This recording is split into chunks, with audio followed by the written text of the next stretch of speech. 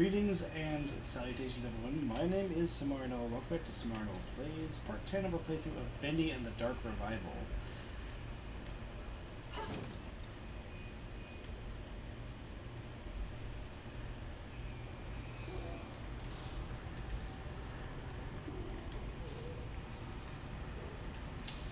So we just entered Chapter 5.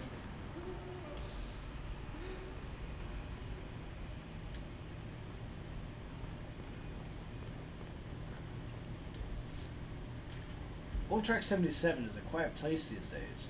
Ever since that terrible crash a few years back, people don't like to hang around. Too many strange things keep happening on this platform.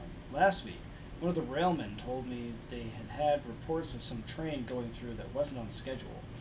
There were figures standing in the cars, staring through the windows, but it never stopped to let no one off. It just kept on going straight through.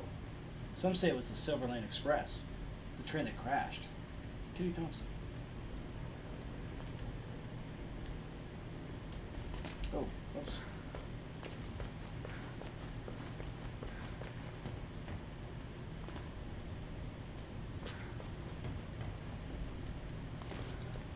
Oh, I don't have my abilities. I hope I can jump over that railing then. Probably right there.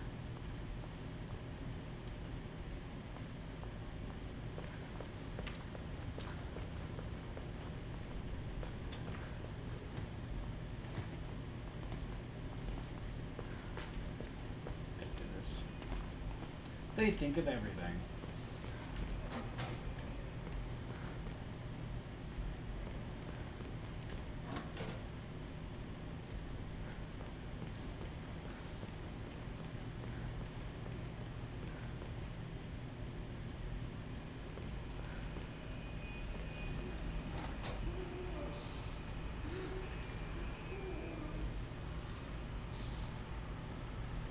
Hey, excuse me. Is there a problem here?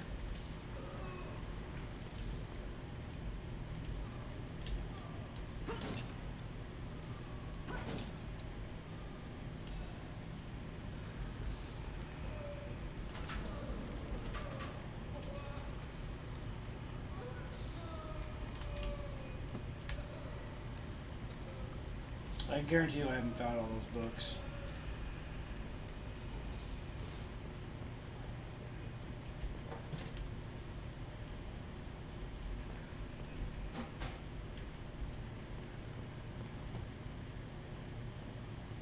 The demon's evil continues to spread.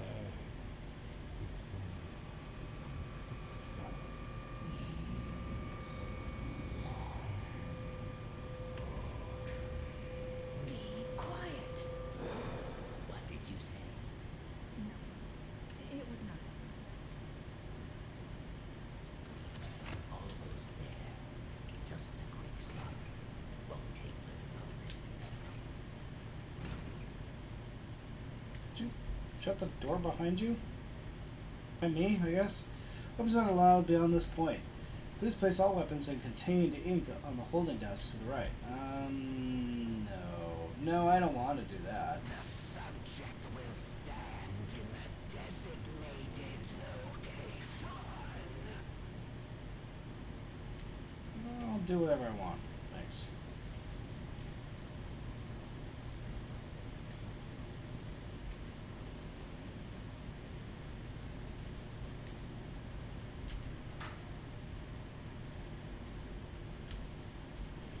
How do I get the Tommy gun? I want that. Alright, fine. Object detected. The subject will submit all weapons for further screening. Disarm now. Yeah.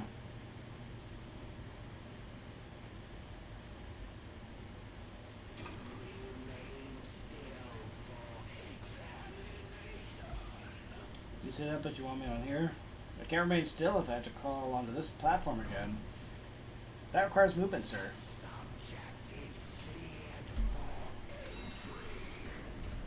Gee, thanks.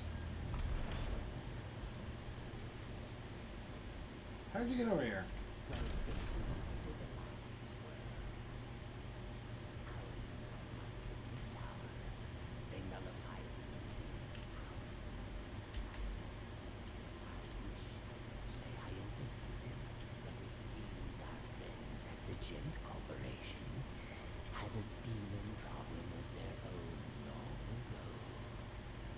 Who are you?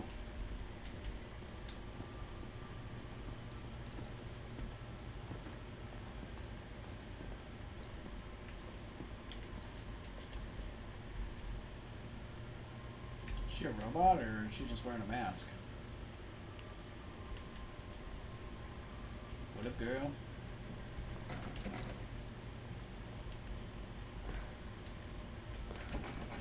Okay, fine. Really? Yeah, okay. And now, my dear, if you'll excuse me, I have a lot to prepare. We'll talk later, I promise. Besides, you must be very tired. A quick rest will do you good. Betty will show you to your room. She's my housekeeper, among other things. Gross. You never actually killed the ink demon, did you? No, he's too powerful to destroy. So we sealed him away, trapped him in a different form. One that was smaller, harmless. Bendy. It was a fitting prison, although he seems to have found a way to free himself. But enough talk. We'll deal with that soon enough. There's some nice fresh blankets all laid out for you. You'll be dreaming in no time. Wait, Wilson? One more thing. If you needed my help, why didn't you just ask? Would you have believed me? Come along, and no more dawdling. This way now. Yeah, of course.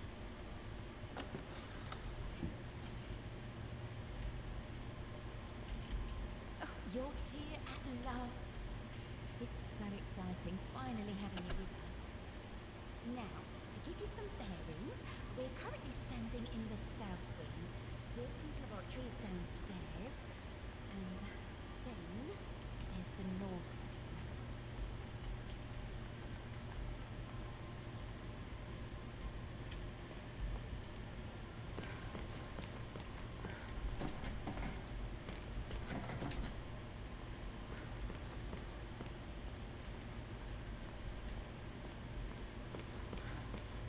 I'm guessing none of these doors are probably open. Why is that one blocked? Who's in there? Alright, Betty, let's go. The ink demon got in there a while ago, and ever since, we've had to keep the north wing locked up tight. I'm afraid it's fallen into ruins by now. Those juicy, lovely books gone to waste.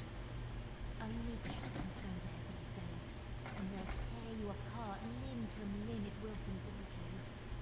So, mind your distance, and you'll be just fine.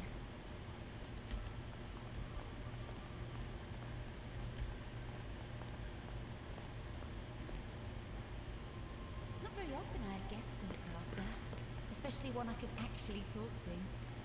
Almost everyone here either can't speak or they're completely mad. Okay, well, give me one moment. Thanks. Okay, fine. Who's my neighbor? Ah, I hate when it does that. Stop that! Jeez, Christ. All right, here we are. Best room in the house. Okay. Is it really? Is it really the best room in the house? Wouldn't Wilson's be the You best should room in the house? see where I sleep. Ugh. But this room, oh, just perfect. I saw to every detail. Bed is clean. The bathroom is on the left. Sorry about the stains. I did try my best to get them out. Are they blood stains? I guess ink stains.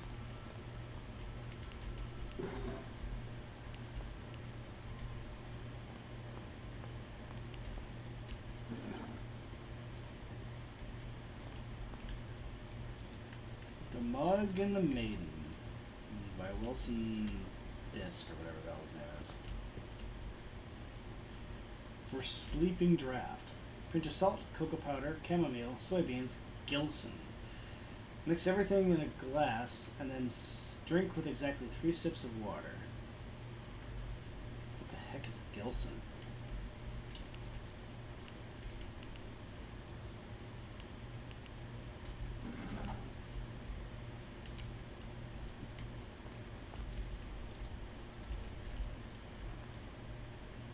Alright, well.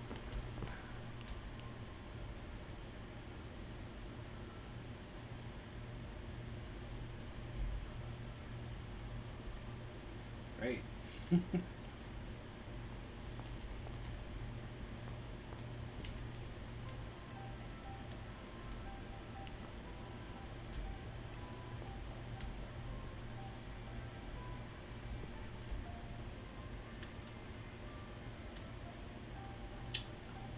Yeah, this would drive me nuts. Is that the stain they're talking about?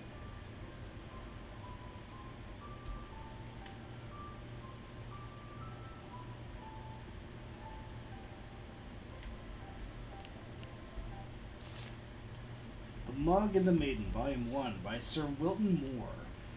Chapter 1, The Dangerous Forest. Once upon a time, in a faraway land, there lived a mug of cheese.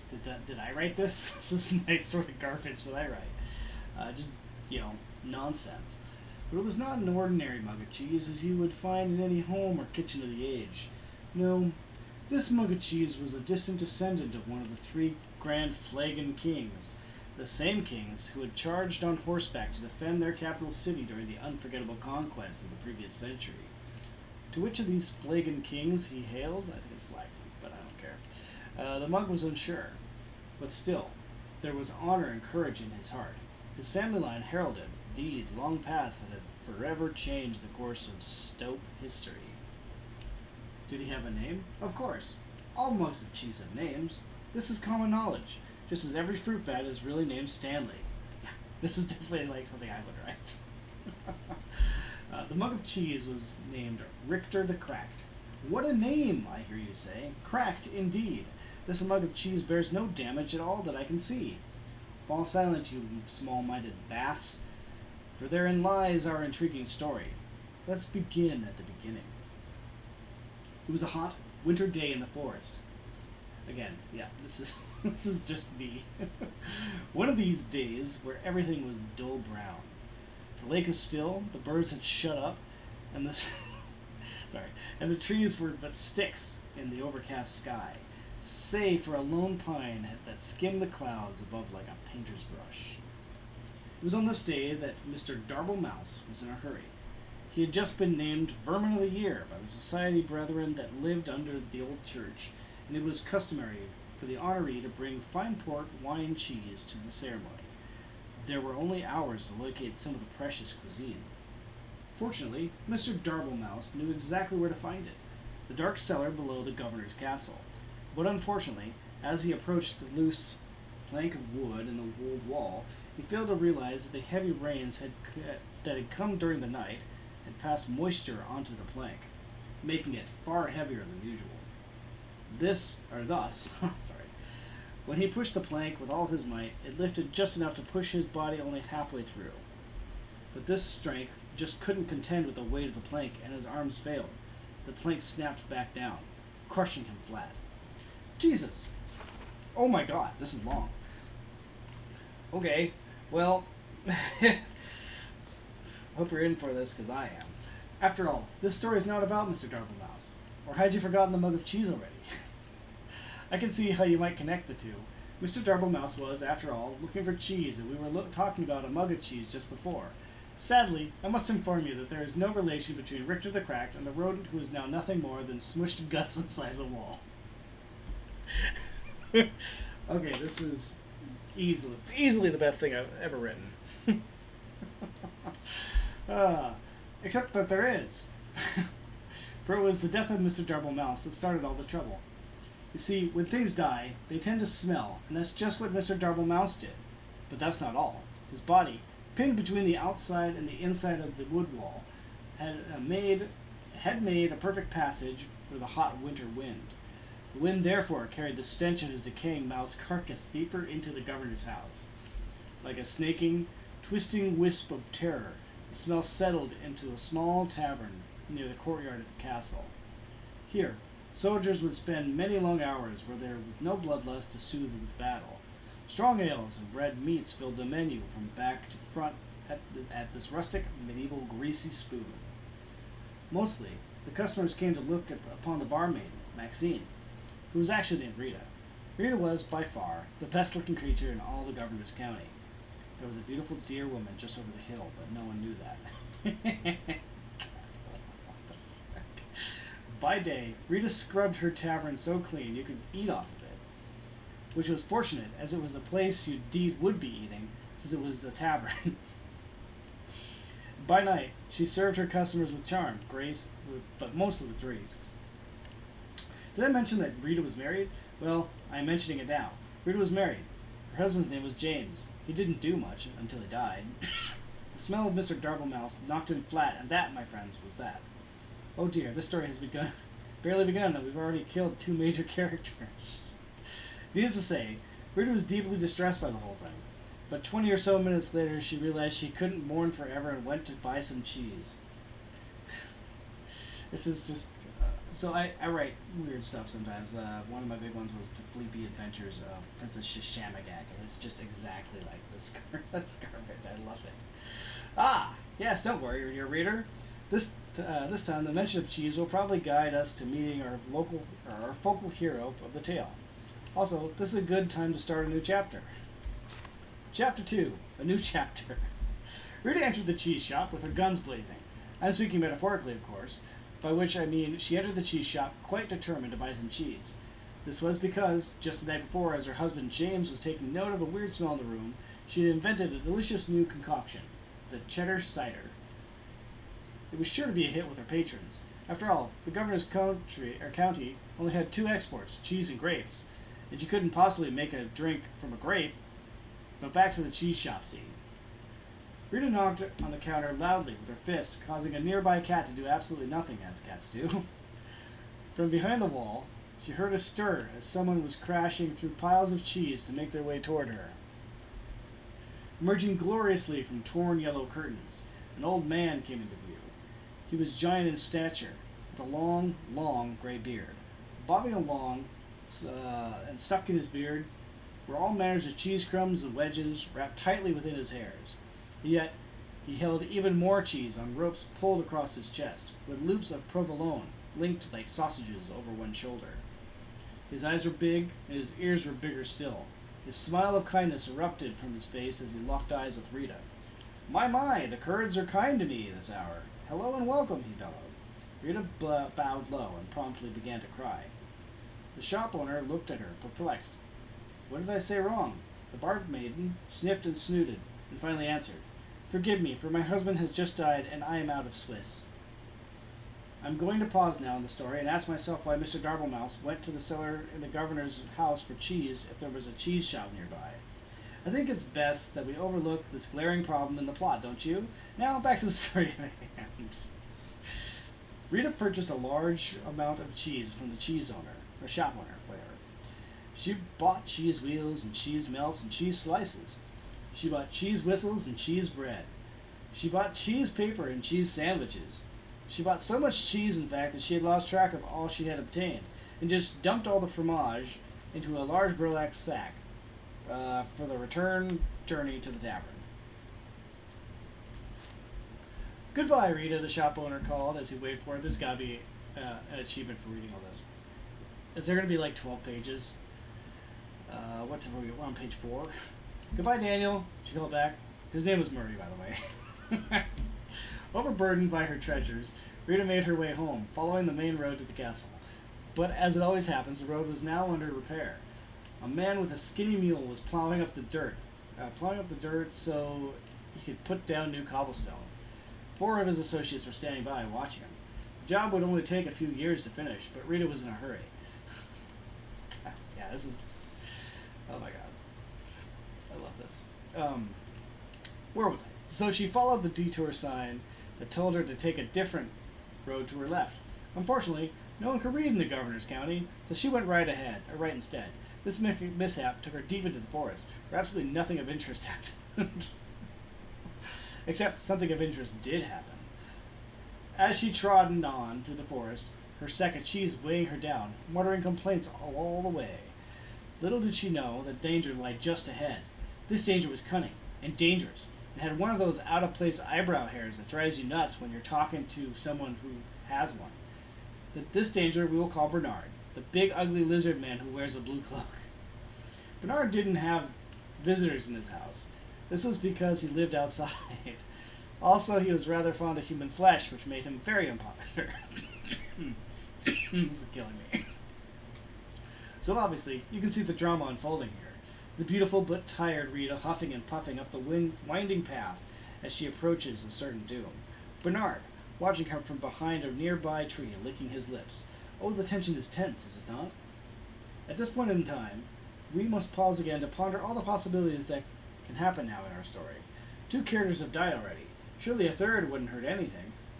Are you perhaps just reading the story because you want to see who will get the axe next?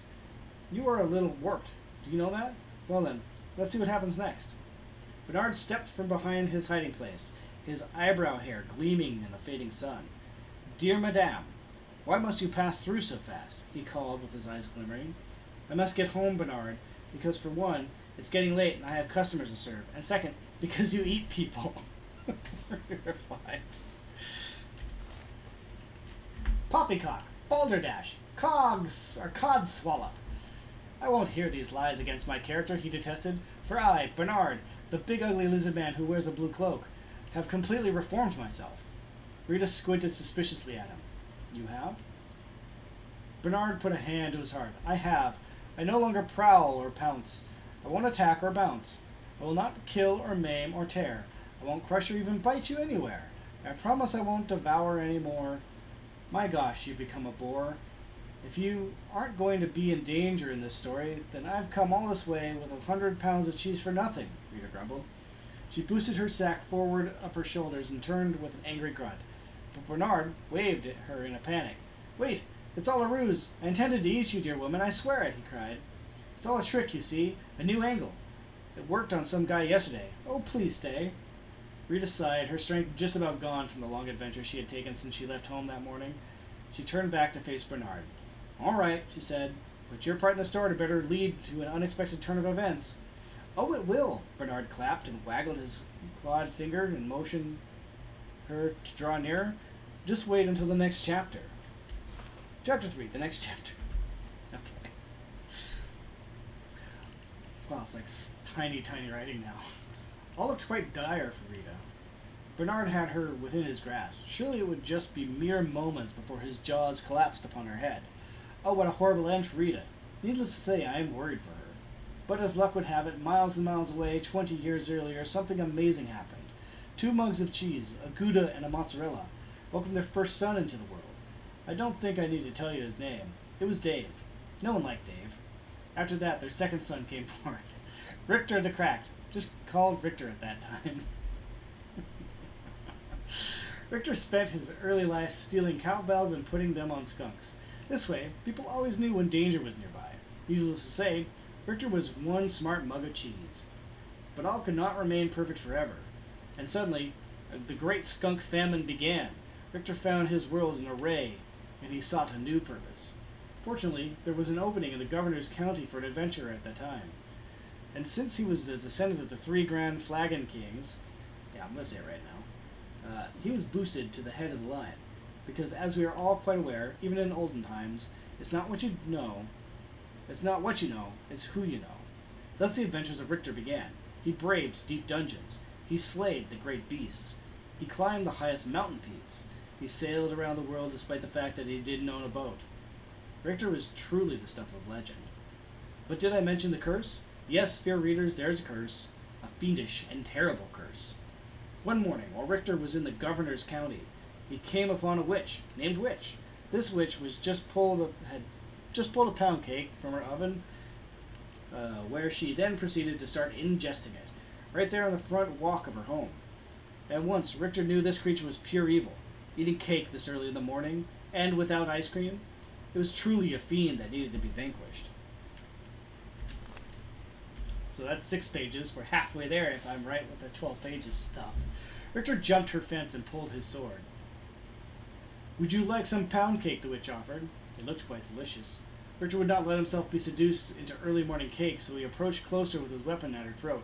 The witch began to sweat, with a mouthful of crumbs. I also make a mean scone if you want to wait. Now no gentleman or gentle mug could refuse a good scone, so Richter withdrew his sword and patiently waited for the witch to create these new buttery pastries. What he didn't know was that the witch accidentally had bumped her table and had added within the mixture a vial of cursed liquid. See? I told you there was a curse. You were fair warned. The moment Richter ate one of the scones, he fell into a deep sleep. The witch, baffled, finished her cake and proceeded to get a civil service job in the nearby town. As the years rolled by and all that remained of the witch's house was carried off by elves and her garden became overgrown, this left only Richter, asleep in the forest, with no end to his dreaming in sight. But the story thankfully does not end here. Thankfully. For as luck would have it, a giant man covered in cheese, with big eyes and big ears, wandered past the sleeping mug. In case you've forgotten, this was the cheese shop owner, Murray, sometimes called Bill. Unable to resist cheese of any kind, even a mug of the stuff, Murray took Richter to his shop and set him on a shelf. Here, Richter sat for many years until this very fateful day. You see, in Rita's haste to gather up all the cheese she had purchased, she had swept a few things that had not belonged to her into a sack as well. These items included the count on the counter, a personalized pen, Murray's cash box — I think she'll be hearing about this one eventually — but last and not least, Richter himself, still deeply asleep. So now that our two stories have come together, let's discover what happened next to Rita and Richter at the climax chapter. Chapter 4, the climax chapter. It was the same hot winter day in the forest, and Mrs. Darble Mouse had finally started to get concerned. Just down the road, Rita was being drawn toward an almost certainly bloody and horrific end to her life. Bernard was just moments from taking her within his lizard jaws, and mere hours from trimming his eyebrows. Rita stood her ground. She was no damsel in distress, but certainly a person who was pretty darn tired by this point. She pulled the burlap sack of cheese from her body and swung it hard with every last bit of strength she had left in her. An ear-shattering crack broke through the silent trees as the bag made contact with Bernard's shocked face. His teeth flew in all directions, falling like pebbles to the ground. His eyeballs dislodged and rolled into a nearby stream. Jesus! His jawbone turned completely around and planted itself in the back of his head. Bernard ran screaming into the woods, never to be seen again this week. His cries faded and the forest once again fell soft and quiet. A cow walked by. Rita, still standing with her sack outstretched in her arms, stood wide-eyed at what had just happened. Surely, no cheese in her bag was hard enough for that kind of impact. As she placed her burlap sack upon the ground and peeled it open, she was amazed to find Richter, the mug of cheese, inside, and looking quite dazed. He had awakened, and the curse was finally lifted. Somewhere behind a desk, the witch looked up and nodded with a smile. But, oh dear reader, look what was now upon this mug's body. A giant and elegant crack, this very mark of a warrior. His hero's journey was finally complete. Richter the Cracked had emerged.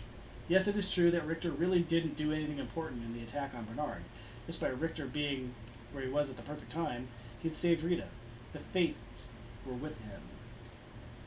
Richter and Rita talked and laughed and ate cheese until the sun went down. Finally, they packed up their picnic and headed back to the tavern, where they met with cheers and excitement. This was mostly because the guys had found out that Rita was now single. As the night wore on into the early morning of the hours, the tavern remained alive in the castle courtyard, with singing and dancing and cheddar cider. Oh, what a celebration! But like all parties of such proportion, eventually everybody sobers up and you have to go home. Before long, it was dawn. The sun began to rise steadily in the west, marking a fresh adventure on the horizon. A wind of a new direction began to blow with a more steady pace. It skittered across the ground and found its way between the floorboards of the governor's castle. Here, against all odds, it found the barely remaining body of Mr. Darble Mouse. The wind carried the stench far beyond the borders of the castle, over the mountains, and deep within a dark cave. where evil slept. "What the heck is that smell?" said Evil, awakening with hellfire burning behind his eyes. Eventually, news of this great evil spread from town to town until it reached the ears of Richter the Cracked. He polished his sword and gathered some crumbs of bread to store in his mug. Wearing his best expression of courage, Richter once again set off to conquer the day. His story was not over yet. But for now, dear reader, we return to our own lives. So let us end this tale with one closing thought, shall we? Be we cracked, or small, or even dead, there's always a purpose to where we are led. Be brave and strong, and lest we forget, fate isn't quite done with any of us just yet. The end. No achievement? Oh, you jerk. I mean, I loved reading that, though, to be fair. No achievement! Did you have any questions? Is it always night here? It's always dark, if that's what you mean. For as long as I can remember. Are you very old? No. As far as I understand it, I'm something quite new. Although, I didn't turn out the way I was supposed to. One in a long line of failed experiments. Oh. But Wilson will keep trying. And do you trust Wilson? This is the realm of the ink demon. The shadow hangs over us all. I don't trust anyone. But Wilson takes care of me. Keeps me safe. He once said I remind him of something he called his mother. Tell me, is that a good thing, where you two are from? I'm not sure. I don't think I ever had one. Well, no matter. Now, I was told to make sure you get some sleep once you got here. So get nice and comfy and relax. I left something on the table that might just help you nod off. It's my own recipe. Works very fast. Just follow the instructions. Carefully. Thanks, Bendy. Of course. If you need anything else, I'll come straight away. I'm always up.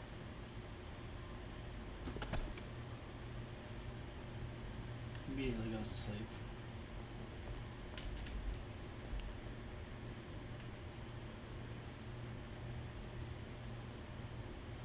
Gilson. What's a Gilson? That's what I'm saying.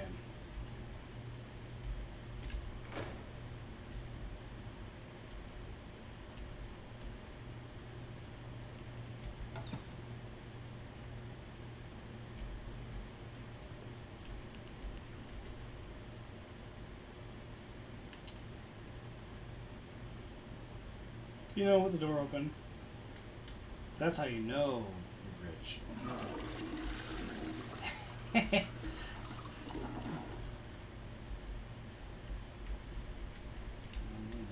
no, just a really long shower. All right.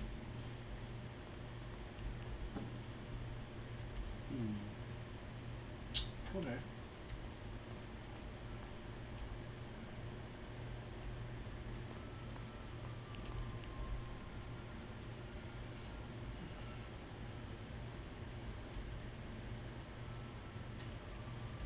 I'm thinking maybe it's gonna end up being something that I have to sit on. It's like, oh look, it's in the couch cushion.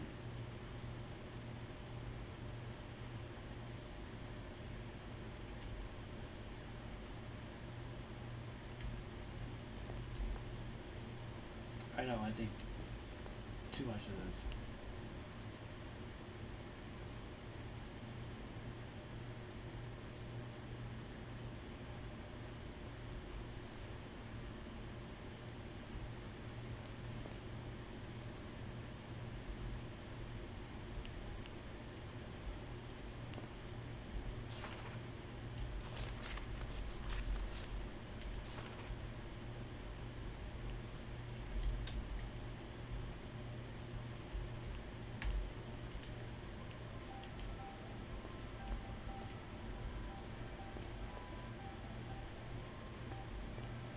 Oh, no, I can't. I was gonna say I could jump through, but I can't.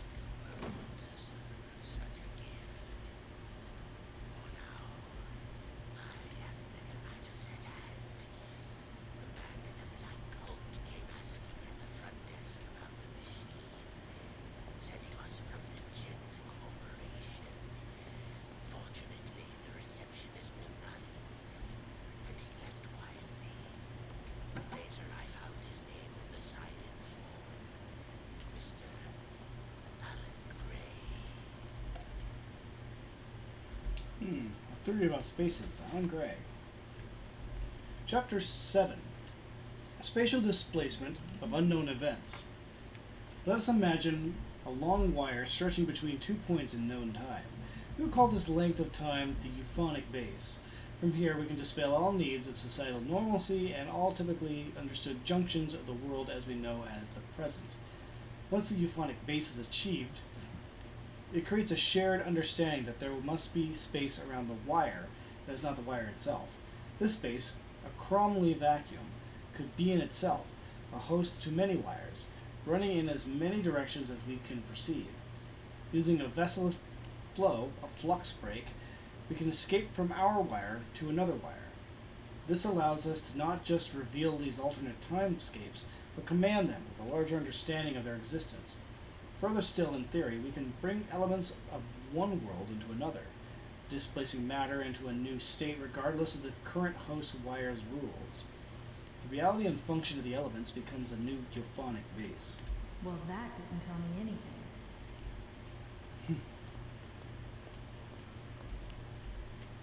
Cooking for every day. Chapter 9. Simple snacks. If you're in a hurry, like I always am, you don't have time to put together complex or large meals. Fortunately, we have some scrumptious and simple recipes that satisfy and take no time at all to prepare. People will ask you how you made these so fast, and you can just sit back and smile. Saucy Cheese Buddies recipe. Take a loaf of leftover Italian bread and slice it into 4-inch strips. Lightly butter your bread strips on one side only, and lay them face up on a baking sheet. Toast in your oven for 2 to 6 minutes at 400 degrees, or just until they begin to brown. Sprinkle a thick layer of mozzarella cheese over the strips, and leave them in the oven for just a minute or two to melt the cheese. Remove and serve with your favorite marinara sauce, or spice things up with a little ranch dressing. Quick, easy, and super tasty. Next page. Chocolate bacon soup. Ranch was actually invented in the state I live in, here in Alaska. Ranch dressing. This doesn't help at all.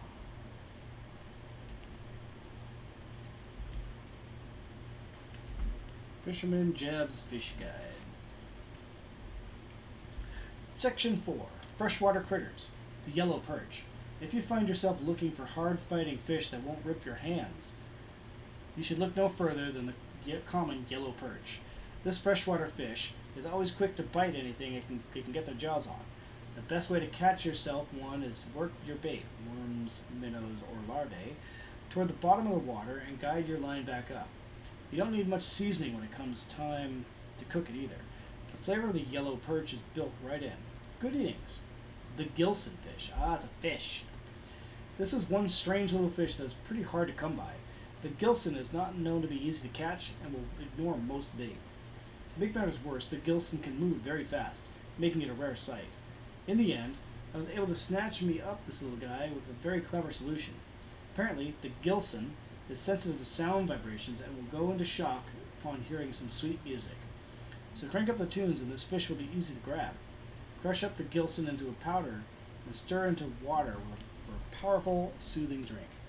Gross. So, I'm looking for a fish? There's gotta be one here somewhere.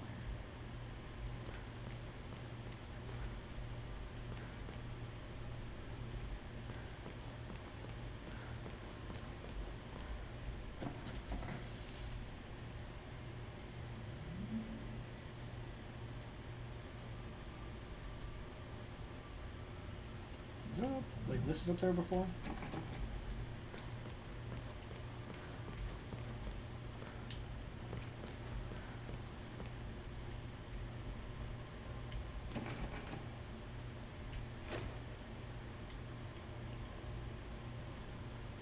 Is that dogs playing poker? Yeah.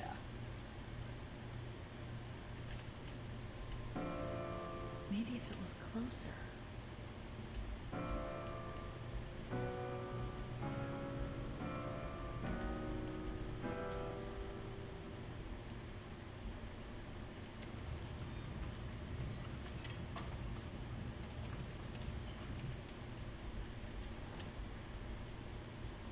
Now that's a fish.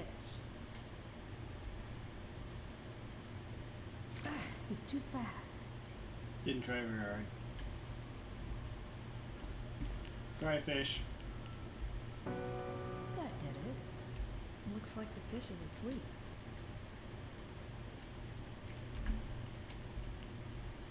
Weird. Okay. Gotcha. You can't get away from me, you little stinker. Hello? I forgot the Gilson again, didn't I?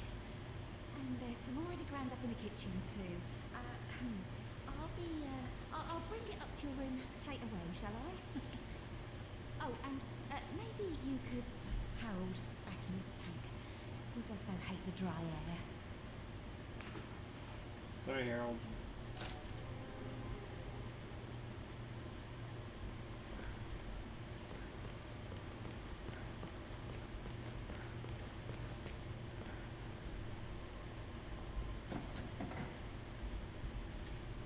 Wilson must be in there.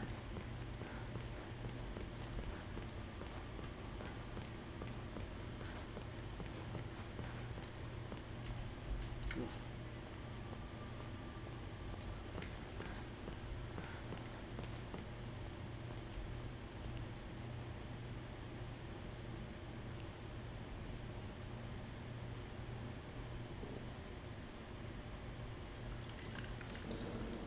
Now, just 3 sips of water. Which isn't water, it's ink, but 1,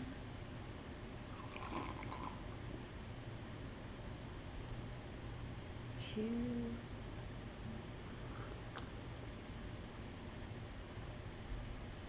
3.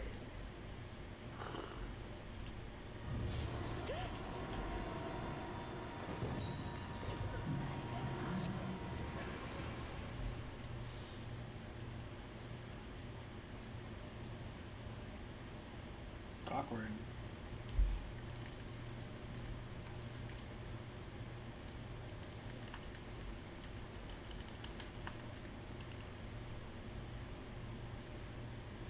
Wasn't she supposed to be our friend?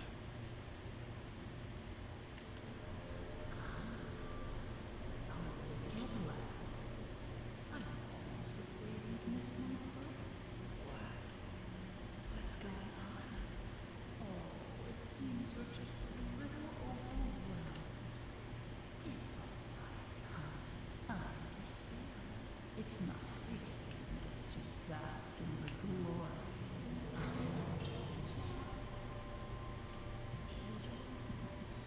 Alice. To be exact. That's who I am. Sent from above. Impaired in perfection. What do you need? Right to the chase. I like that. The truth is, you're one of a kind. And to put it bluntly, what I want is your face removed, your skin peeled away like paper, and your insides torn out and tossed onto my table. Custom parts ready for my delicious harvest. And with generous sacrifice, I'm but for now, let's have fun. Plenty of time for a bloodbath later. Ooh, how about a game? Let's all play a game of riddles. Riddles? What a wonderful idea! No. All right, honey. Here's the deal. Behind you is the door to freedom. But it will only be opened if you solve my little puzzle and return to your special chair. Then I'll throw this heavy switch. If you get the puzzle right, you walk away.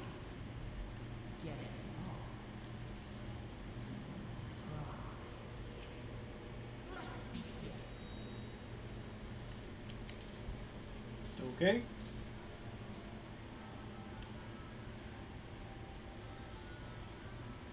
The bird won't have anything to do with the rabbit, but I hear he likes to court danger by to the fox.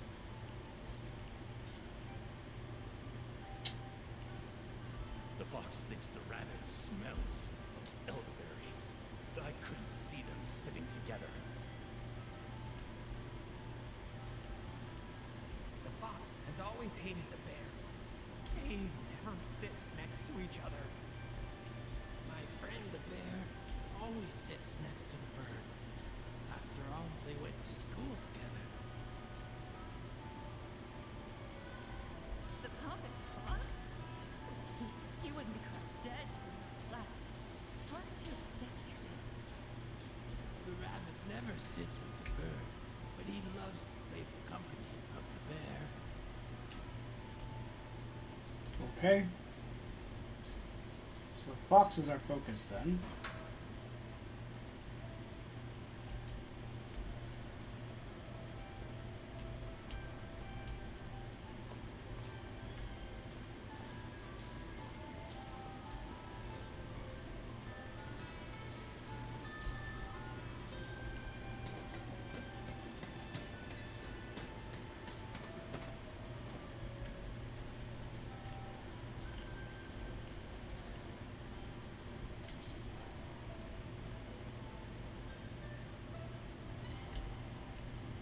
I don't know which one's which.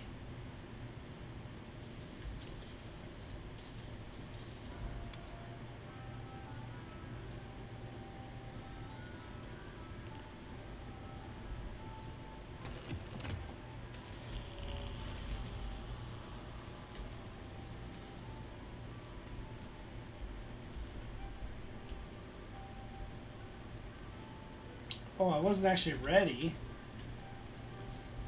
I thought I could keep going. Oh, darn it. Well, we're gonna die now.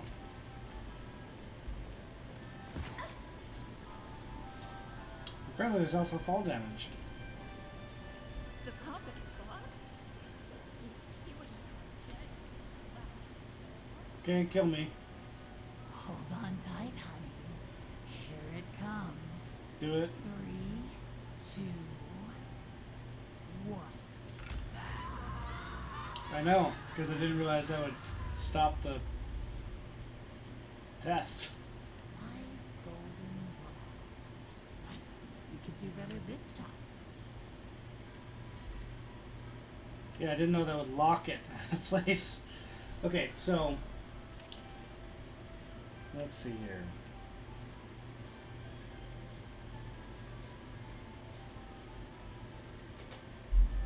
The fox thinks the rabbit smells of elderberry, but I couldn't see them sitting together. So fox is not with the rabbit. Fox is not on the left.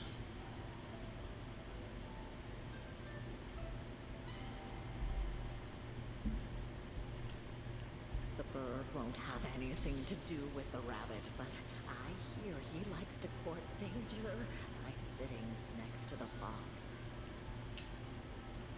So bird sits next to fox.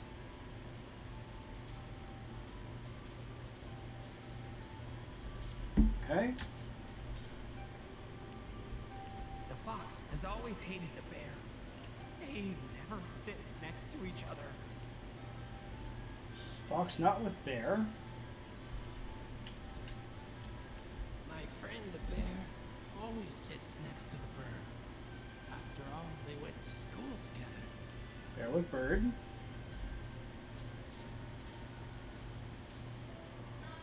The pompous fox? He wouldn't be caught dead if we left. Far too pedestrian. The rabbit never sits with the bird, but he loves the playful company of the bear. Well, with bird. But rabbit with bear.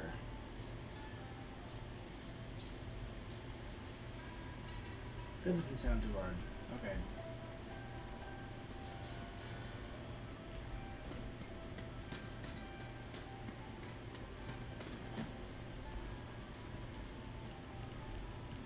Okay, so the fox won't sit there. He's not with the rabbit. Bird sits with fox.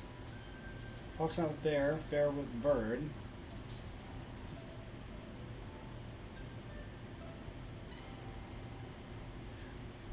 I'm thinking, but the bear is not next to the fox. So that would be the bear there, probably.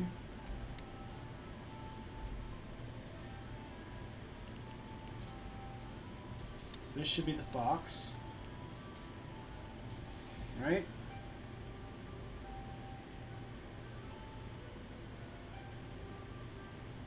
Bird sits with fox. Nope.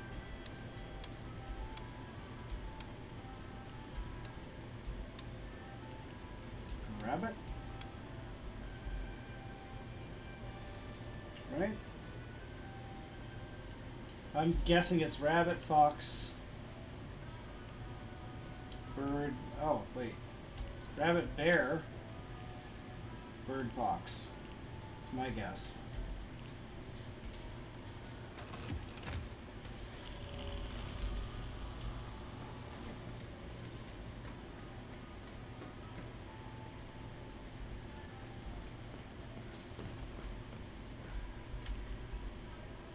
Okay, let me go. Hold on tight, honey. Here it comes. 3, 2, 1.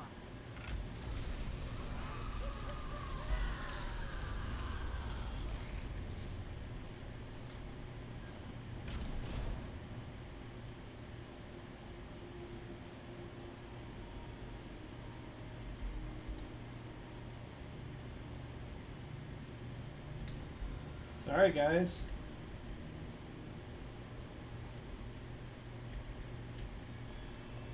Is there anything up here now?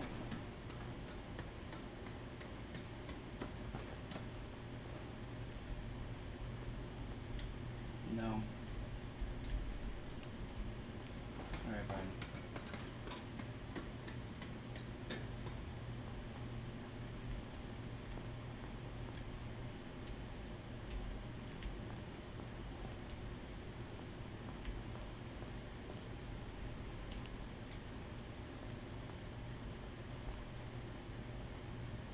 Okay, at least have some cake. No. Rude.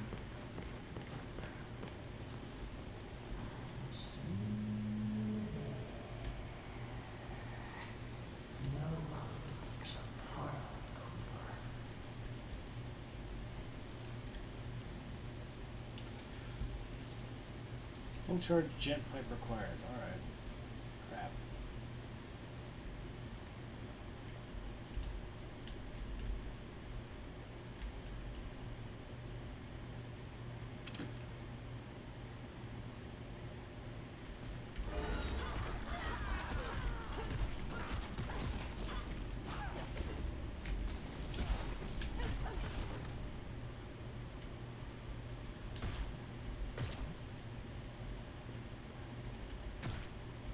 Rude.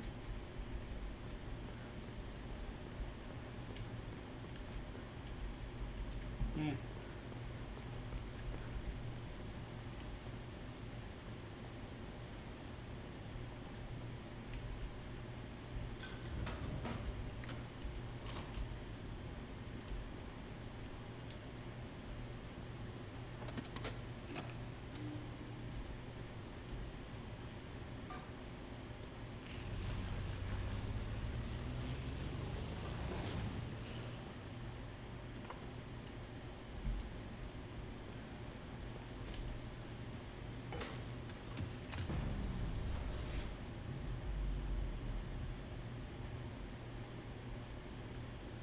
Cool. Now what?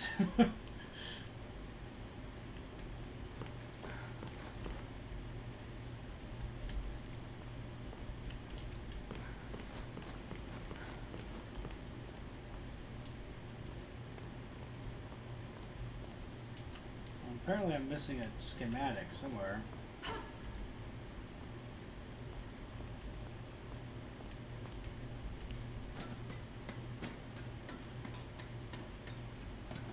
Is there a door up here or something? No.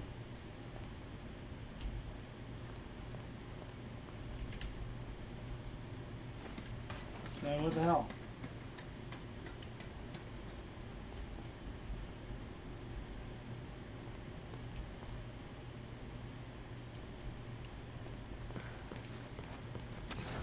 Oh, I got my powers back.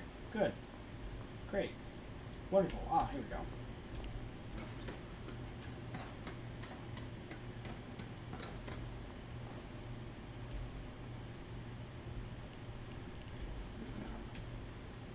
Nice.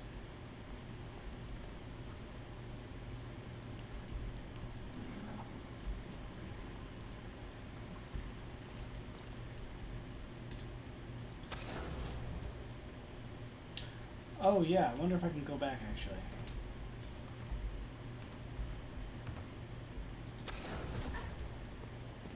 That hurt? How?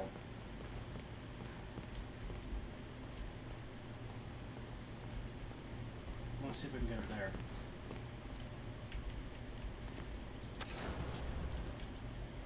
No, I guess not. Well, maybe if I jump from the chair. Maybe?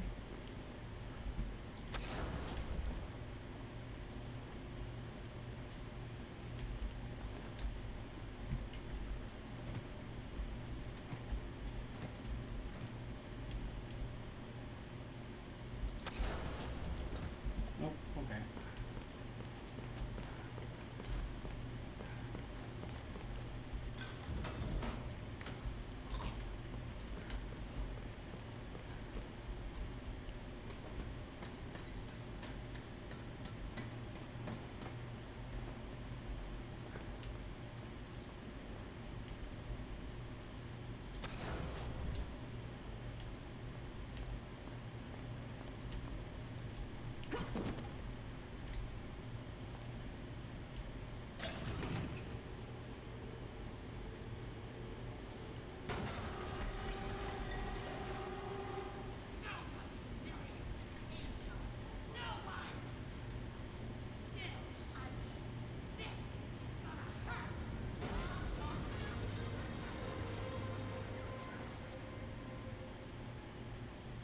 Well, we found out where the Tommy gun goes.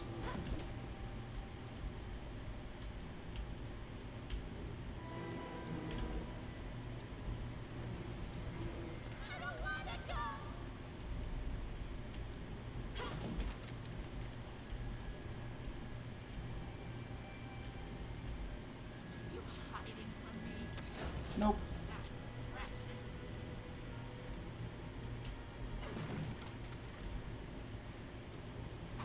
Oh.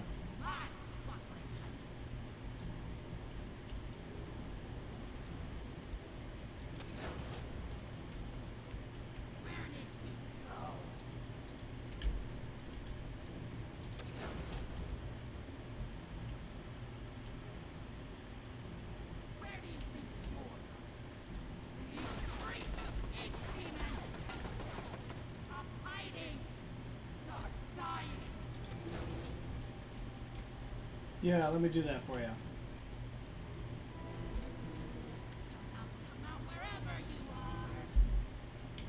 I'm right here.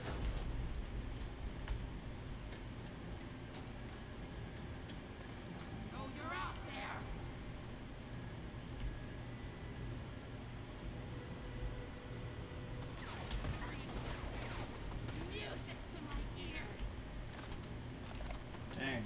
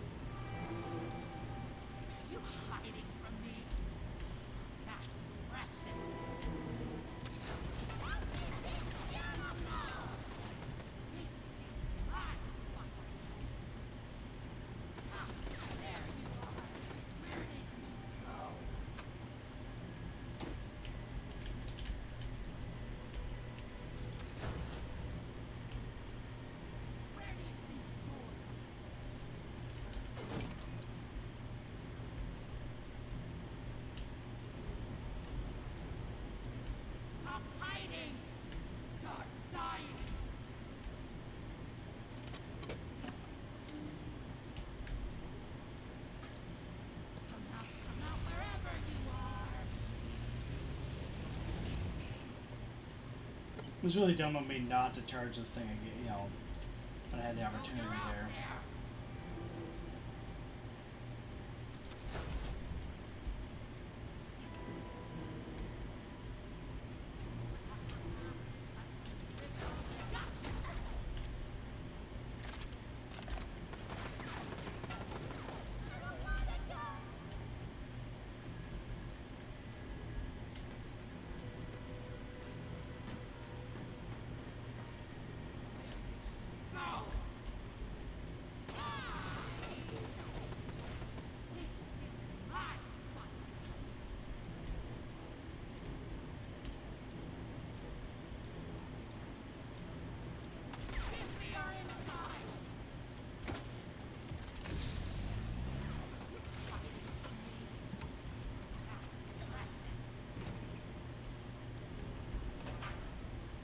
These things never have anything in them, do they?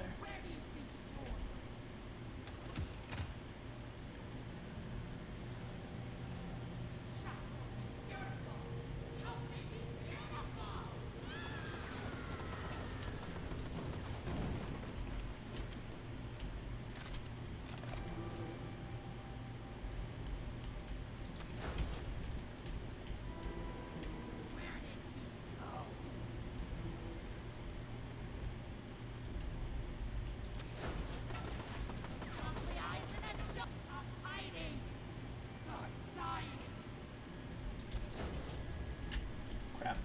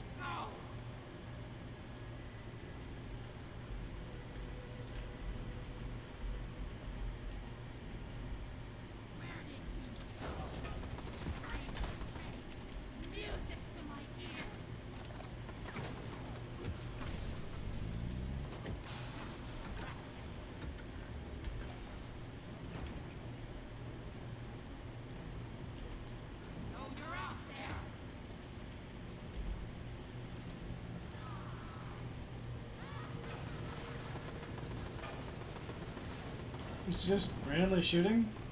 Banish Allison Angel. Oh, I see.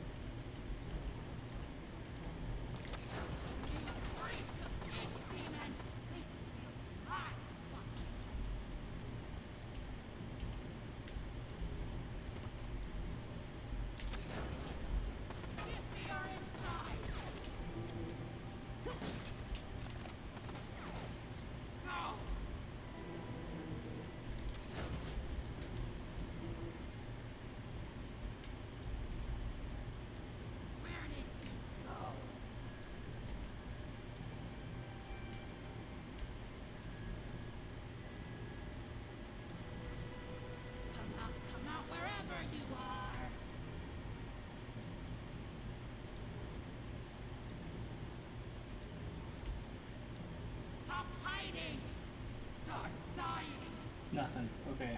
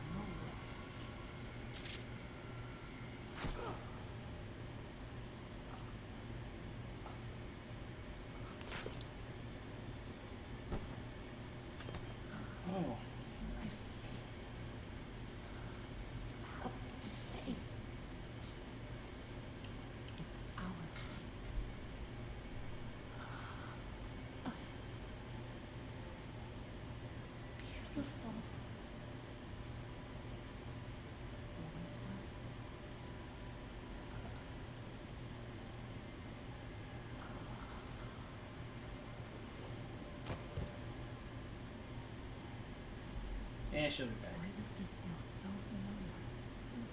Are you all right, Audrey? Alice, I cannot begin to tell you how good it is to see you. And this must be your wolf. Audrey, meet Tom. He's my protector. My friend. We both got here just in time. Now I understand why you don't like being called Alice. The machine creates men with the same forms. At least on the outside. On the inside, we're all pretty different. Well, from now on, I'm gonna call you something other than Alice. It just doesn't suit you. Oh? What do you have in mind? How about Allison? It's not bad. Okay, I'll try it out. But only if you can tell me what in heaven's name you're doing in Wilson's retreat. Wilson, I almost forgot.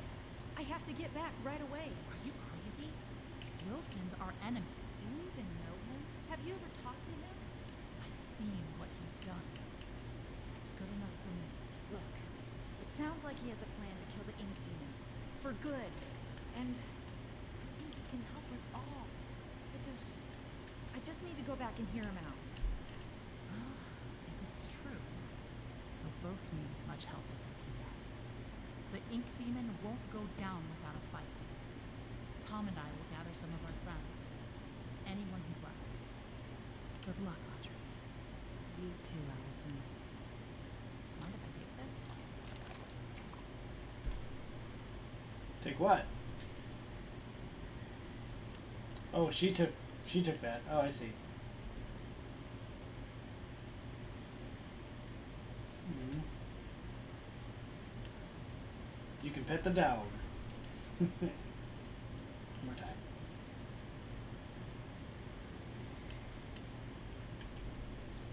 Okay, well, that's a good spot for us to stop for this episode. Tune next time, and we're going to continue on. I'll see you guys then. Bye!